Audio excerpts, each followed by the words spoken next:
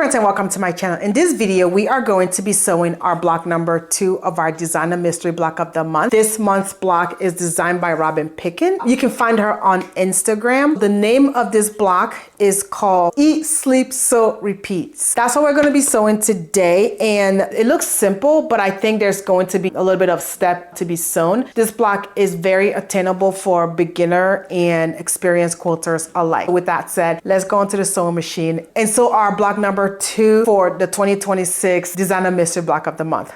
That's a mouthful. Anyways, with that said, let's go ahead and sew this block, okay? I have my pieces here all nice and cut out. It looks a little intimidating with so many strips to be sewn together. For this block, the only modification that I'm making is instead of cutting this into little pieces, I have opted to cut it as a strip so that way I can just sew both of them together and then cut down to what I need. And that's the only modification that I'm making. Everything else I have cut per the pattern. The instruction for this month's block tells us to take our rectangle piece over here, and we are going to take our other mini little square and we are going to kind of sew a cornerstone. We're gonna sew onto the corners.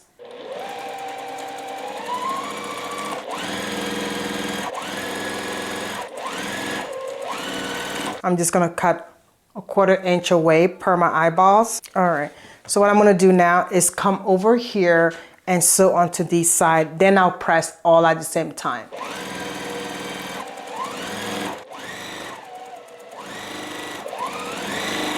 So all I'm doing now is just pressing this little piece right here. I'm just gonna press all 4 of them. Our next step is to take our other rectangle piece and then take our piece over here, and we are going to sew on to the corners.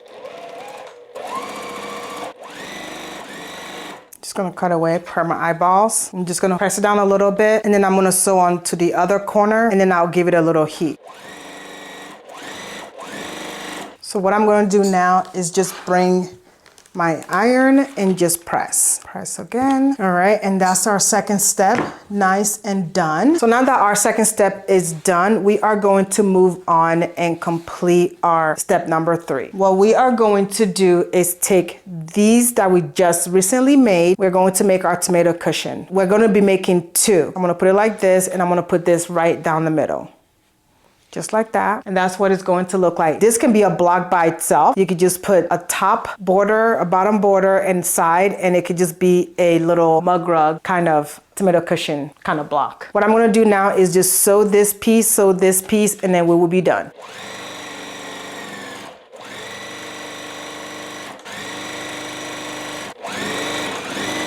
So now that this is done, I'm just going to snip. I did chain piece both of my tomatoes at the same time to make things a little faster. So what I'm gonna do now is just go on ahead and press to flatten it a little bit, and we will be done sewing this teeny tiny block. All right, and so both of these are nice and done right now. So I'm just going to put it right there. And now this is just kind of like sewing a block within the block. Our next step is to sew our spools. All right, for this, I did cut strips. I'm gonna sew it like this, and then I will subcut it to what we need. I'm just going to sew it.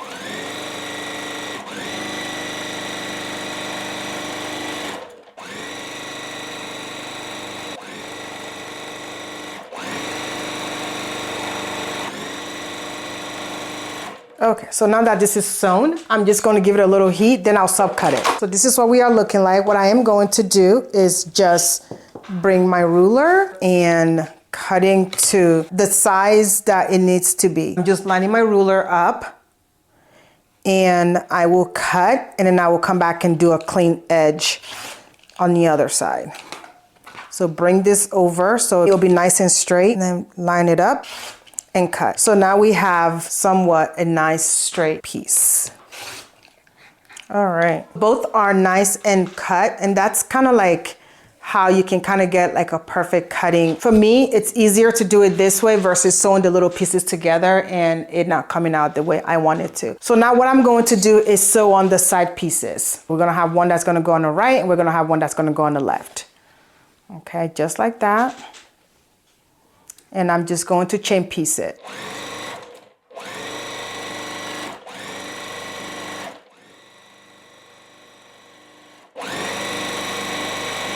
So now they are nice and sewn on. I'm just going to press away from my seam.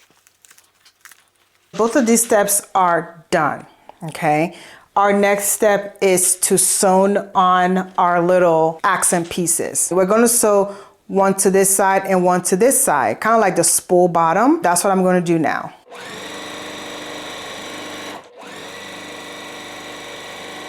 I'm just going to come to the other side. I'm gonna sew it on.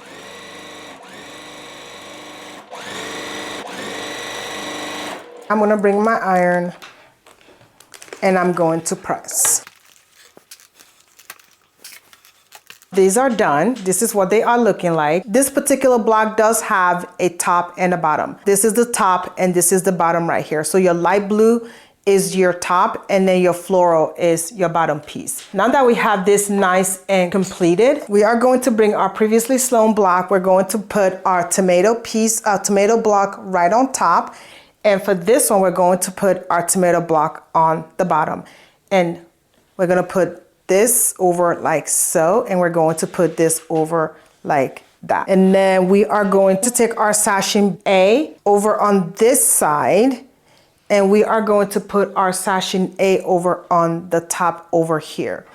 So the next thing we are going to do is take our sashing B and sew it like that. What I'm going to do now is sew on our A pieces to the side of our spools.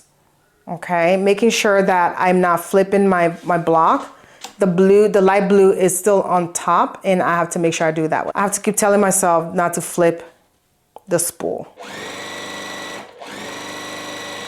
So I'm going to take our next one and I'm going to sew our A piece onto the left side. The A piece goes on the right and then this one goes on the left. I just want to make sure that I am communicating that so that way it doesn't get flipped. And press. This is what we are looking like. I'm just going to sew my tomato piece, the bottom of it, and I'll come back and sew the top spool. I'm not going to press right now because I don't want to distort it. So I'm just going to come here, just going to line it up real quick.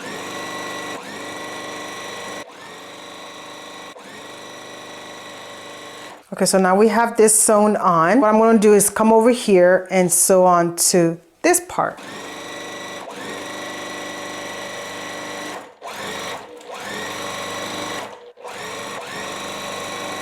So now all I'm doing is just pressing them. This is just like sewing a block within a block. So we have 2 tomatoes and we have 2 spools. I need to just check twice to make sure that these are facing where they're supposed to be facing before moving along. For this part, I'm going to pin.